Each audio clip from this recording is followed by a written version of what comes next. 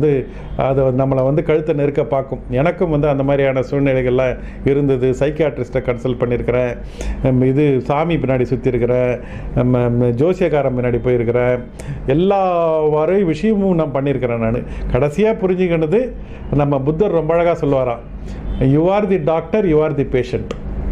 இதை விட ரொம்ப அழகாக சொல்லவே முடியாது.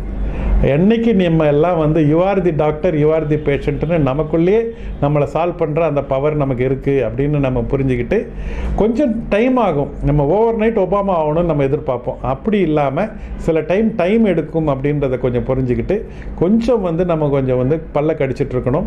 சொசைட்டி என்னை பொறுத்தவரையும் வந்து இன்னும் கொஞ்சம் சப்போர்ட்டிவாக இருக்கணும். நம்மளோட சொசைட்டி வந்து ஏதோ ஒரு ஃபெயிலியர் ஆகிட்டவொடனே இன்னமும் அவன் வந்து வாழ்க்கையில் அவன் வாழறதுக்கே தகுதி இல்லாதவன் மாதிரி பார்க்கறது அப்படின்றது வந்து மிகப்பெரிய தவறு.